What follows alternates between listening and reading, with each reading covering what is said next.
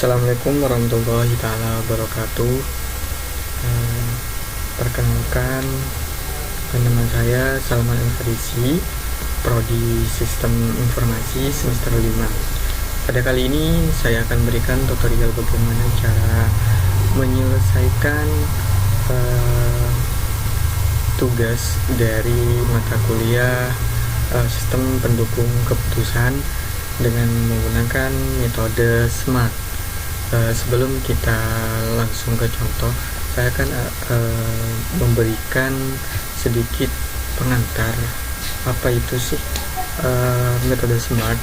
Metode SMART merupakan metode pengambilan keputusan yang multi atribut yang dikembangkan oleh Edward tahun 1977. Teknik pembuatan keputusan multi atribut ini digunakan untuk mendukung pembuatan keputusan dalam memilih antara beberapa alternatif, dan pembobotan pada metode SMART menggunakan skala antara 0 sampai 1. Nah, kali ini saya akan memberikan cara penyelesaian di Excel dengan studi kasus sistem pendukung keputusan pemilihan kepala sekolah terbaik dengan beberapa kriteria. Yang pertama, tes tertulis, yang kedua portofolio dan karya presentasi, 3 wawancara, 4 poster video success story, 5 table topik, 6 penilaian diri, 7 karya best practice, 8 video pengabdian, 9 kuesioner keteladanan. Nah, alternatifnya itu ada 4 alternatif. Yang pertama Kepsek 1, dan yang kedua Kepsek 2, yang ketiga Kepsek 3, dan yang keempat Kepsek 4. Seperti itu. Nah, kita langsung ke Excelnya saja ya. Bisa langsung ke cara penyelesaiannya saja. Nah, di Excelnya itu yang pertama ini merupakan nomor dan ini merupakan variabel yang sudah menjadi acuan kita. Variabel yang pertama adalah tes tulis. Nah, untuk pembobotan ini bebas di custom, tergantung orang yang mau memberikan keputusan. Tetapi nilai bobot ini dimulai dari 0 sampai 100 seperti itu, tergantung value ataupun nilai yang ingin ditampilkan, lebih besar yang mana, seperti itu. Nah, setelah itu ini merupakan nama kriteria dan ini jumlah pembobotan. Setelah itu kita menghitung nilai. Nah, ini merupakan bobot dan ini merupakan normalisasi. Jadi nanti kita dari setiap kriteria itu dan sudah kita ketahui nilai bobotnya berapa, nah nanti setelah itu dinormalisasi gitu. Nah, untuk penilaian kita mulai dari penilaian pendataan kepala sekolah 1. Nah, kita ini untuk nilai ini didapat dari hasil penilaian, entah itu dari kuesioner ataupun pendataan langsung atau wawancara secara langsung. Ini bebas, tergantung nanti penggunaannya seperti apa. Nah, setelah kita mendapatkan nilai ini, baru nilai ini kita normalisasikan seperti itu. Setelah kita normalisasikan nilai yang sudah didapat, maka kita akan mendapatkan bobot normalisasi seperti itu. Setelah itu bobot normalisasi itu beralih kepada Cmax, yakni nilai kriteria maksimal dikurangi nilai kriteria, seperti itu. Dan ini merupakan nilai kriteria maksimal dikurangi nilai kriteria minimal, dan utility nilai kriteria. Setelah itu, setelah dihitung semuanya ini, maka kita nilai akhir, seperti itu. Sama untuk ini proses penilaian pendataan pada Kepsek kedua juga sama, kita kasih nilai atau input bebas, tergantung nanti mau menggunakan secara kuesioner ataupun wawancara secara langsung. Ini merupakan nilai real dari masing-masing kepala sekolah. Untuk cara penghitungannya juga sama seperti itu, dinormalisasi dan kita mendapatkan bobot normalisasi, Cmax dikurangi Cout, Cmax dikurangi nilai kriteria minimum dan nilai akhir seperti itu. Yang juga pendataan kepala sekolah ketiga juga sama seperti itu. Dan setelah kita mendapatkan nilai dari masing-masing kepala sekolah, maka kita mencari nilai tertinggi dari yang sudah kita dapat seperti itu.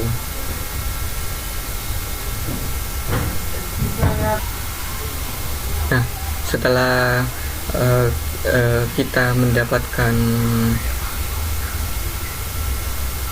nilai masing-masing kepala sekolah, maka kita lihat dari nilai akhirnya. Untuk nilai dari kepala sekolah 1 itu mendapatkan nilai akhir 0,77. Untuk nilai kepala sekolah 2,54, dan nilai kepala sekolah 3 2,21, dan kepala sekolah 4 2,21. Jadi kita dapat menarik kesimpulan bahwa yang layak itu adalah kepala sekolah 2 itu. Mungkin itu saja mengenai cara penyelesaian dan juga pengantar sistem pendukung keputusan menggunakan metode SMART. Assalamualaikum warahmatullahi taala wabarakatuh.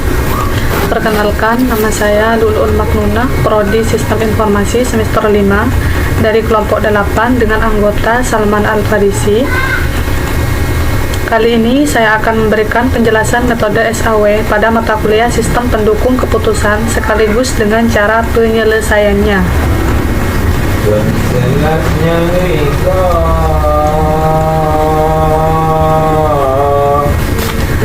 Metode SAW sering juga dikenal dengan istilah metode penjumlahan terbobot. Konsep dasar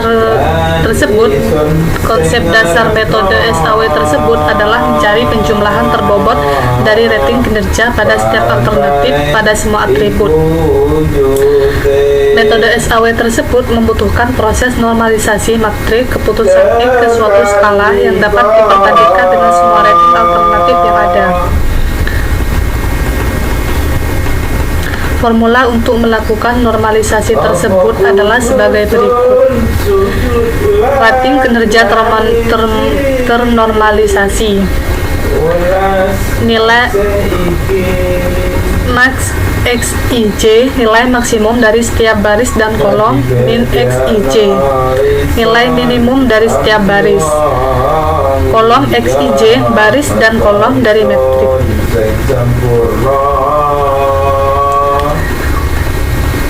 Tahapan-tahapan metode SAW. 1.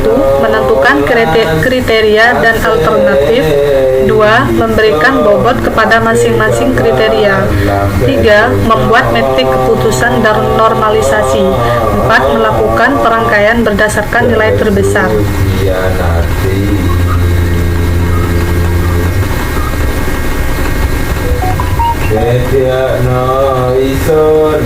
Ampi wong liya merga isun sing sampurna.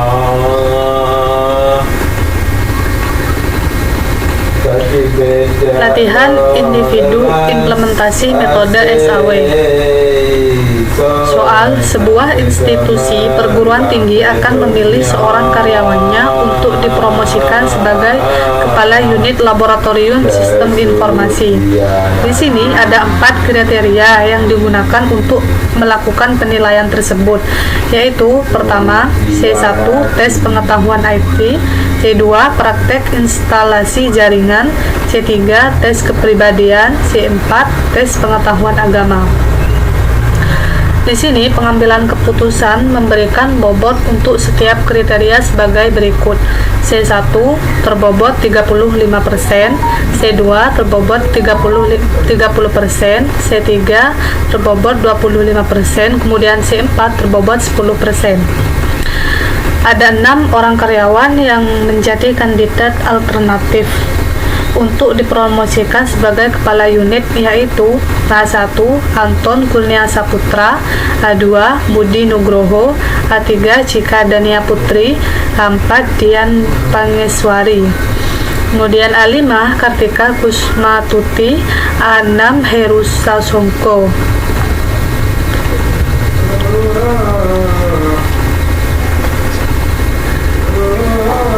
Kemudian di sini cara penyelesaiannya. Kriteria tes pengetahuan IT, kode kriteria tersebut C1 bobotnya 35%, kemudian 2 praktek instalasi jaringan, kode kriteria C2 bobot 25%, kemudian 3 tes kepribadian C3 bobot 25%, 4 tes pengetahuan agama C4 15%. Alternatif Anton Kusuma Saputra, kode alternatifnya A1, Budi Nugroho, kode alternatifnya A2, kemudian Cika Dania Putri, kode alternatifnya A3, Dian Pangiswari, kode alternatif A4, Kartika Kusmawati, kode alternatifnya 45, A5, kemudian Heru Sasongko, kode alternatifnya A6. Di sini tahap pengumpulan nilainya. Anton Kuma Saputra 71, C1 71, kemudian C2 60, C3 81, C4 61. Kemudian Budi Nugroho nilainya C1 78, C2 87, C3 80, C4 86. Cika Dania Putri nilai C1 80, C2 69, C3 70, C4 60. Dian Pangiswari nilai C1 76, C2 80, C3 86, C4 67.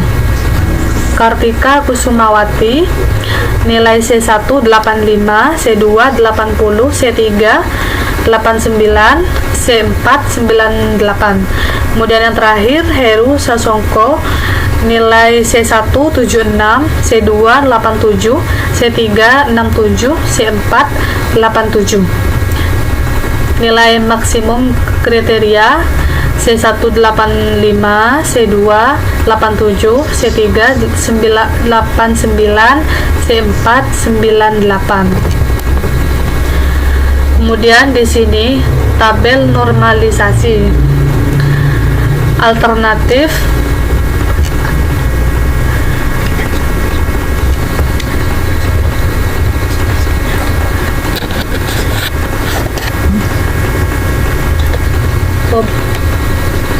setelah dinormalisasi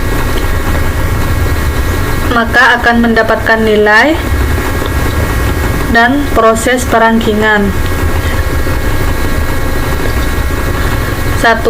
Anton Kuma Saputra hasilnya 0,786, Budi Nugroho hasilnya 0,928, Cika Dania Putri hasilnya 0,816, Dian Pangiswari hasilnya 0,887, Kartika Kusumawati hasilnya 0,980, Heru Sasongko hasilnya 0,884. Dan di sini yang mendapatkan nilai tertinggi adalah Kartika Kusmawati dengan jumlah nilai 0,980.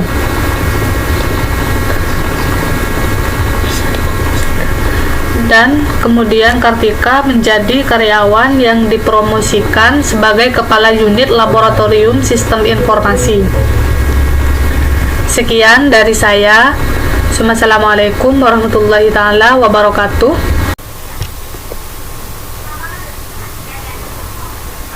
Lanjut, di sini saya akan memberikan penjelasan metode WP.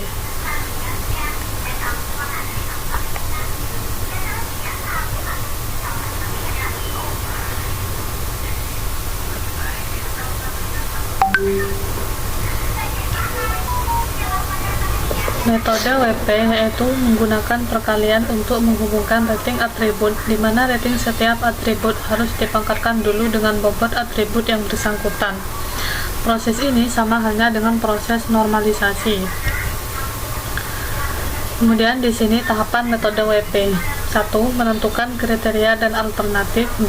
Memberikan bobot kepada masing-masing kriteria. 3. Melakukan normalisasi bobot. Kemudian 4. Menentukan nilai vektor S. 5. Menentukan nilai vektor V. 6. Melakukan perangkaian berdasarkan nilai terbesar.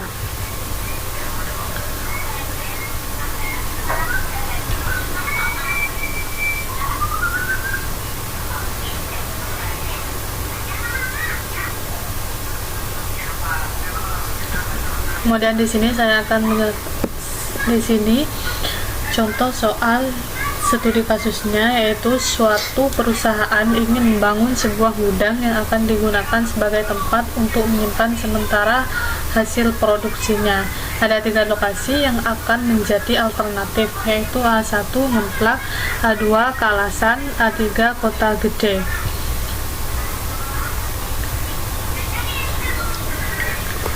Ada 5 kriteria yang dijadikan acuan dalam pengambilan keputusan tersebut, yaitu C1 jarak dengan pasar terdekat, C2 kepadatan penduduk di sekitar lokasi, C3 jarak dari pabrik, C4 jarak dengan gudang yang sudah ada, kemudian C5 harga tanah untuk lokasi. Tingkat kepentingannya, setiap kinerja juga dinilai dengan 1 sampai 5, yaitu 1 sangat rendah, 2 rendah, 3 cukup, dan 4 tinggi, 5 sangat tinggi. Pengambilan keputusan memberikan bobot referensi 5, 3, 4, 4, 2. Tabel nilai alternatif di setiap kriteria. Alternatif A1 C1 075, C2 2000, C3 18, C4 50, C5 500, A2 050 1500, C3 20, C4 40, C5 450.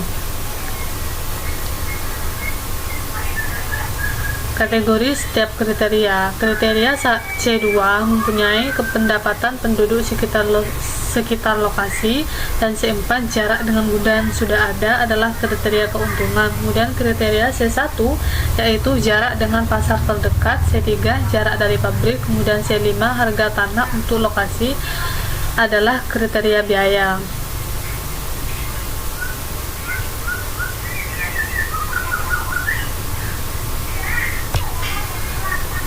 Kemudian ini contoh penyelesaiannya. Contoh 1, benefit, cost, pengalaman kerja C1, status per cost, status per K C4, pendidikan C2, cost, alamat C5, usia C3. Alternatifnya kriteria A1 C1 98, C2 35, C3 80, C4 88, C5 65.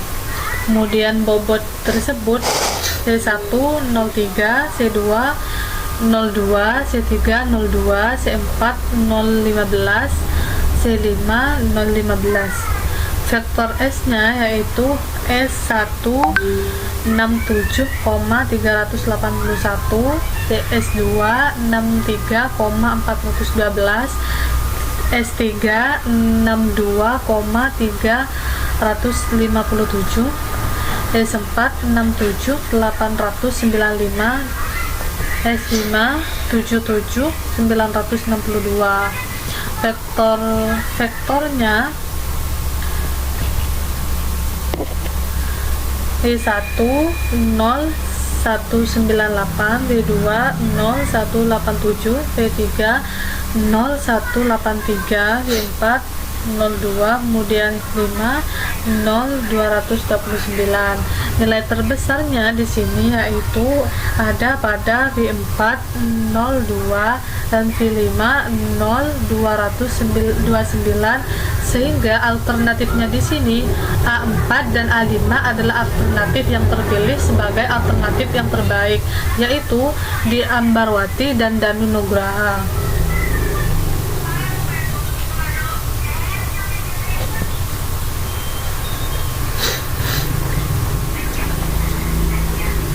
Cara penyelesaiannya sama, sehingga nilai terbesarnya pada I2 0454, sehingga alternatif A2 adalah alternatif yang terpilih sebagai alternatif yang terbaik, yaitu Kalasan.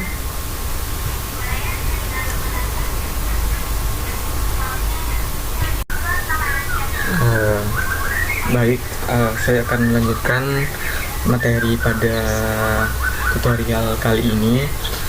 Selain tadi sudah dijelaskan mengenai metode SMART, metode WP, dan juga metode SAW, maka materi kali ini yakni terkait dengan metode TOPSIS atau Technique for Order Prevent Space Similarity to Ideal Solution. Nah, metode TOPSIS adalah salah satu metode pengambilan keputusan multi kriteria yang pertama kali diperkenalkan oleh Yon dan Hwang pada tahun 1981. TOPSIS didasarkan pada konsep di mana alternatif yang terpilih atau terbaik tidak hanya mempunyai jarak terdekat dari solusi ideal positif, namun juga menjadi jarak terjauh dari solusi ideal negatif, seperti itu. Nah, dari sudut pandang geometris dengan menggunakan jarak Euclideans untuk menentukan kedekatan relatif dari suatu alternatif dengan solusi optimal. Solusi ideal positif diidentifikasi sebagai jumlah dari seluruh nilai terbaik yang dapat dicapai untuk setiap atribut, sedangkan solusi ideal negatif terdiri dari seluruh nilai terburuk yang dicapai untuk setiap atribut. Nah, di sini ada tahapan-tahapan dari metode TOPSIS itu sendiri. Yang pertama, membuat matriks keputusan yang ternormalisasi. Dan yang kedua, membuat matriks keputusan ternormalisasi atau terbobot. Nah, menentukan matriks solusi ideal positif dan negatif merupakan tahapan yang ketiga. Tahapan yang keempat adalah menentukan jarak antara nilai setiap alternatif dengan matriks solusi ideal, positif, dan negatif. Dan yang kelima, menentukan nilai preference untuk setiap alternatif. Ini langsung ke contoh soal dan cara penjelasannya saja.